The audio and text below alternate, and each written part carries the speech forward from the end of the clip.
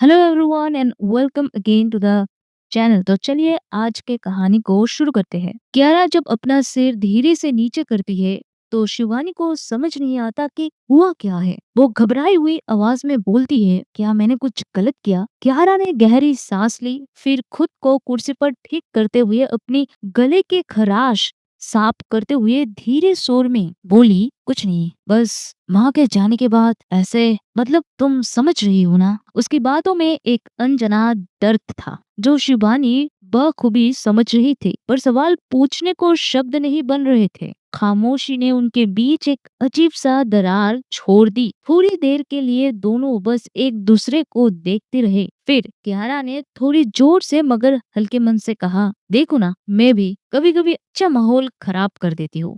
चलो खाते हैं, पुरानी बातें तो होती रहती है। कियारा की कोशिश थी कि माहौल हल्का हो जाए। शिवानी ने मुस्कुराते हुए उसका हाथ थामा और बोली, हाँ चलो, अभी बस यही पल है जो हमारे लिए मायने रखता है। उनकी मुस्कान में उम्मीद थी और साथ ही एक वादा भी कि वो हर परिस्थिति में साथ खड़े रहेंगे। एक तरफ जहाँ कियारा और शिवानी अपने छोटे से इंटीमेट कैंडल लाइट डिनर में खोई हुई थी, तो दूसरी तरफ विद्युत, राघव और सहदेव का सीन कुछ और ही माहौल लिए था। आलीशान रेस्टोरेंट के अंदर कदम रखते ही विद्युत की घबराई हुई आवाज सुनाई दी, सहदेव जी, ये रेस्टोरेंट तो गे रेस्टोरेंट है। सहदेव जो उनके सामने चलते हुए थे, बिना मुड़े ही ठंडे अंदाज में बोले, क्यों, तुम्हें दिक्कत है क्या? अगर है तो तुम जा सकते हो, रोका किसने है? उनका ये जवाब सुनकर विद्युत कुछ बोल नहीं पाया। वही पीछे से राघव इधर उधर नजरें घुमाते हुए धीरे से सोचने लगा, ये सहदेव सर भी ना हमें कहाँ ले आए।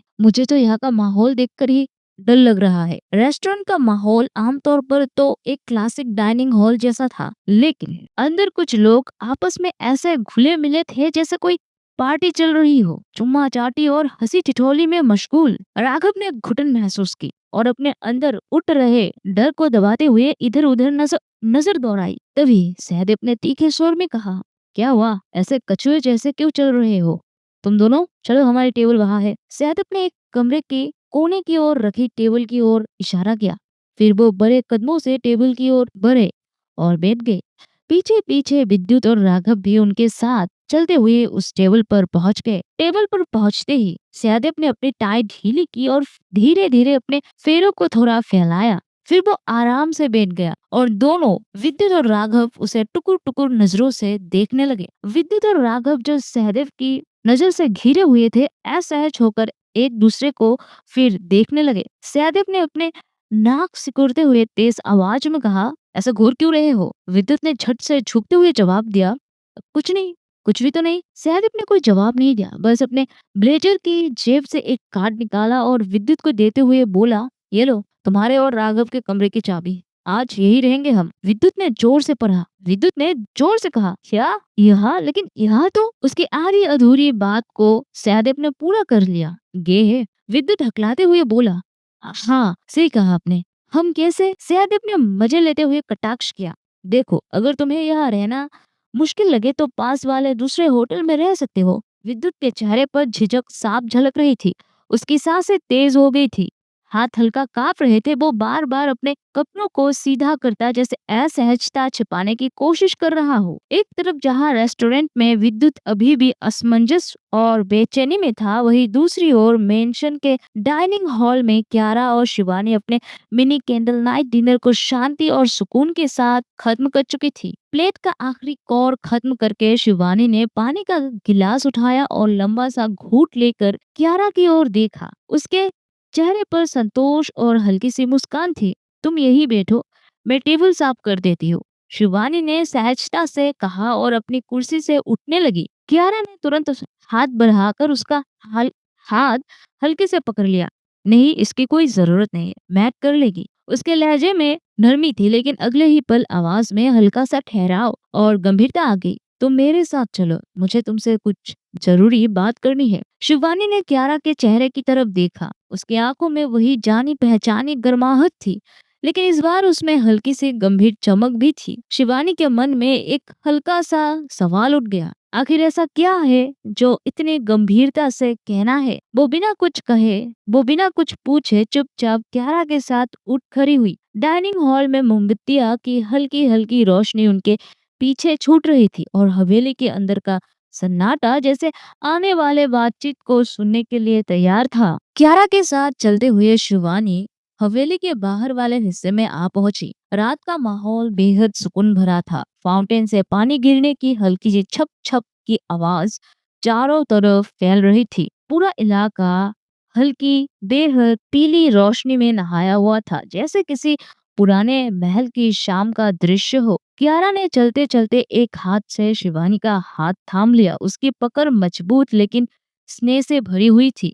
वो शिवानी की आंखों में देख मुस्कुराते हुए बोली, आओ। शिवानी उसके साथ चुपचाप चलती रही और दोनों धीरे धीरे मेंशन के वेटिंग एरिया की तरफ बढ़ने लगी। जैसे ही वो वहां पहुंची, शिवानी की नजर दूर बैठी दो शख्स पर पड़ी। दोनों ने फॉर्मल सूट पहन रखे थे और उनका अंदाज किसी प्रोफेशनल मीटिंग जैसा लग रहा था। अनायास ही शिवानी के मुंह से निकला, ये लोग। क्यारा ने बिना रुके हल्की से मुस्कान के साथ कहा, तुम चलो तो सही, फिर सब पता चल जाएगा। कुछ ही कदमों में वो दोनों उन आदमियों तक पहुंच गए। जैसे ही उन्होंने क्यारा को आते देखा, दोनों खड़े हो गए। पहले वाले शख्स ने बड़े ही औपचारिक लहजे में कहा, मिस्टर राठौर, आपसे मिलकर हमें खुशी हुई। और आगे बढ़कर उसने अपना हाथ बढ़ाया। क्यारा ने सहजता से उसका हाथ थामा, हल्का सा सिर हिलाया, अभिवादन किया और फिर बैठने का इशारा किया।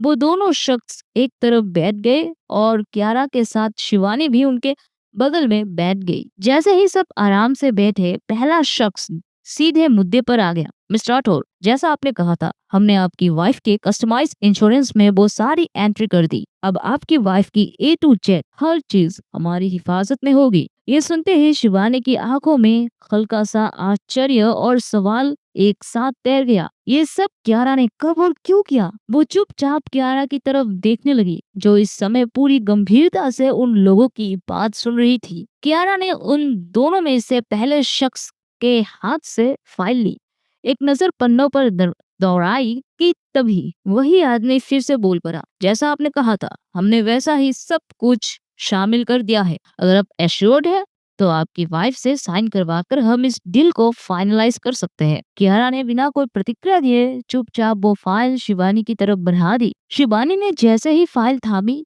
उसकी नजर सीधे उसके हेडिंग पर पड़ी, बॉडी इंश्योरेंस। एक पल के लिए उसका चेहरा शक्त हो गया। दरअसल में एंटरटेनमेंट इंडस्ट्री में अक्सर आर्टिस्ट अपनी सबसे अहम विशेषताओं का इंश्योरेंस करवाते थे। जैसे किसी सिंगर के लिए उसकी वॉइस, किसी एक्ट्रेस के लिए उसका चेहरा या फिगर। लेकिन यहाँ कियारा ने तो उसका पूरा का पूरा शरीर सिर से लेकर पांव तक इंश्योरेंस करवा दिया था, वो भी सीधे 100 करोड़ का, जो कि एक भारी भरकम रकम था अपने आप में ही। ये आंकड़ा शिवानी के लिए चौंकाने वाला था। एक मशहूर एक्ट्रेस होने के बावजूद उसकी अब तक के कुल नेटवर्थ सिर्फ 25 करोड़ की थी। कियारा का ये कदम उसके मौजूदा संपत्ति से 4 गुना बड़ी सुरक्षा दीवार जैसा था। शिवानी के हाथ में पकड़ी फाइल थोड़ी भारी लगने लगी। उसके जहन में सवाल गूंज रहा था, आखिर कियारा ने ये सब क्यों किया? सिर्फ प्यार में, या उसके पीछे कोई और वजह है? शिवानी ने फाइल को और कसकर अपनी उंगलियों में दबा लिया। उसकी नजर अनायास ही कियारा की ओर उठी और कियारा, जो उसकी हर हलचल पर पड़ रही थी, धीरे से आगे बढ़ी।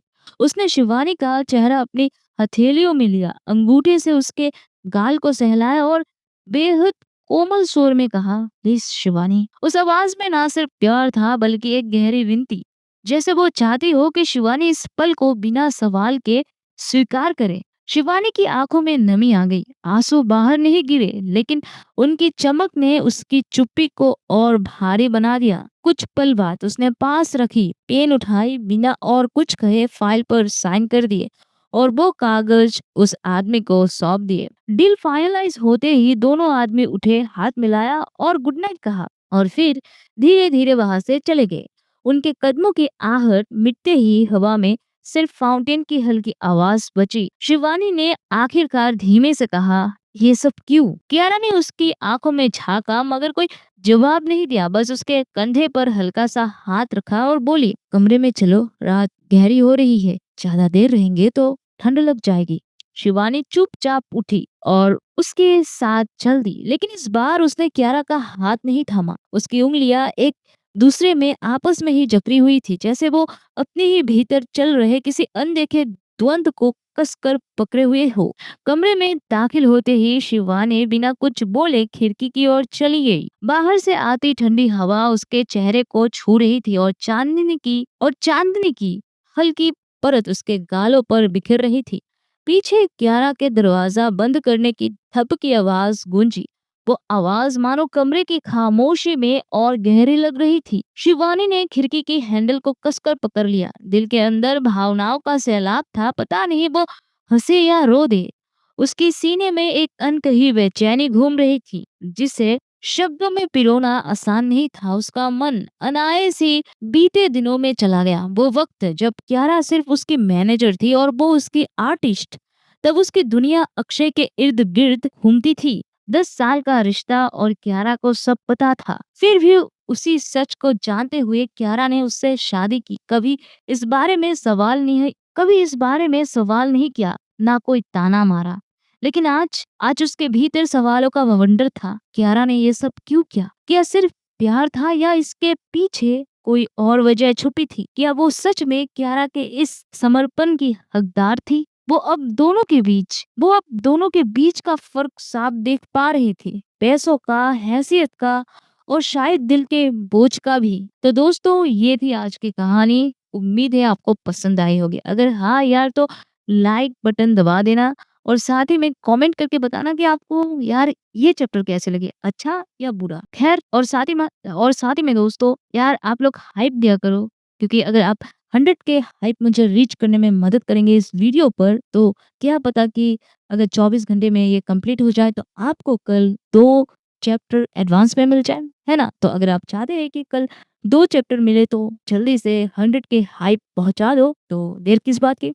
और मिलते हैं अगले वीडियो में। और साथ ही साथ अगर कोई है जो पढ़ना पसंद करते हैं तो आप मुझे प्रतिलिपि पर फॉलो कर सकते हैं। आप अगर कम्युनिटी पोस्ट पर जाएंगे तो आपको मेरी प्रतिलिपि की कहानियां और साथ ही साथ में आपको जो मेरी प्रतिलिपि आईडी है वो सब मिल जाएगा। तो आप मुझे प्रतिलिपि पे फॉलो कर सकते हैं एंड वहां पे भी आप मेरी कहानियों को एंजॉय कर सकते हैं। तो दैट्स फॉर टुडे। मिलते हैं अगली वीडियो में।